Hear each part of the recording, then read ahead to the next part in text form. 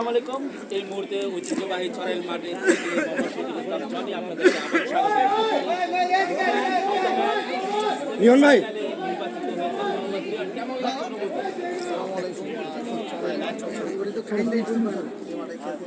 রবিন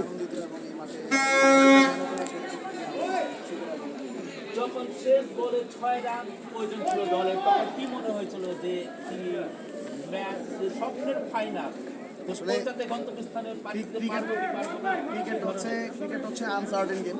আপনারা খেয়াল করেছেন কিনা জানি না, এগেনস্ট টিম খুবই ভালো ক্রিকেট খেলেছে, প্রথম থেকে তারা ভালো ক্রিকেট খেলেছে, হয়তো বা মিডলে আমরা তাদেরকে চেপে ধরেছি এবং শেষ পর্যায়ে যখন একেবারে 12 রান বা 13 রান প্রয়োজন ছিল, তবে আমাদের মনে একটা আত্মবিশ্বাস থাকে নিকাশ 13 রান ডিফেন্ড করার মতো একজন বলার। সেই ক্ষেত্রে আমি নাজমুল ভাইকেও কম বলবো না, সে একজন দেশের অলরাউন্ডার, একটু ভয়তো কাজ করছে, বাট নিকাশ অনেক ভালো বোলিং করেছে, যার জন্য আমরা জয় নিয়ে মাঠ থেকে বেরোতে পারছি। অনেক অনেক ধন্যবাদ। ছড়াইল মাঠে এরকম একটি ম্যাচ দেখুন, সেমিফাইনাল ম্যাচ, অর্থাৎ স্টেডিয়ামে বসে যদি এই ম্যাচটি দেখতেন তাহলে কিন্তু অনেক দূর থেকে আপনাকে দেখতে হতো এবং নিজ মাঠে একদম খুব কাছাকাছি অবস্থান থেকে ম্যাচটি দেখতে কেমন লাগে?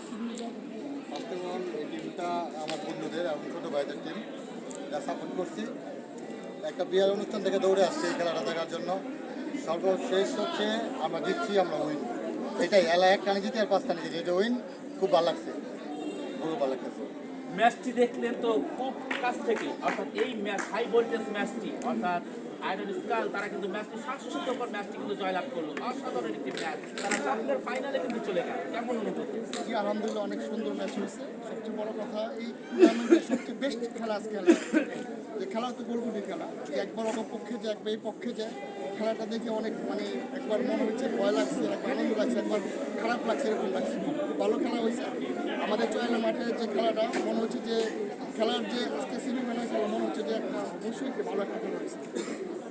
শুনছিলেন তারা কিন্তু সবাই একটাই তাদের প্রত্যাশা, একটা চমৎকার একটি ম্যাচ হয়েছে, সেমিফাইনাল ম্যাচ, এবং তারা কিন্তু আয়রন স্কোয়াল কিন্তু তারা স্বপ্নের ফাইনালে পৌঁছে গেল। এবং আমি মোহাম্মদ শহীদুল ইসলাম জনি আপনাদের কাছ থেকে আবারও কিন্তু বিদায় নিচ্ছি।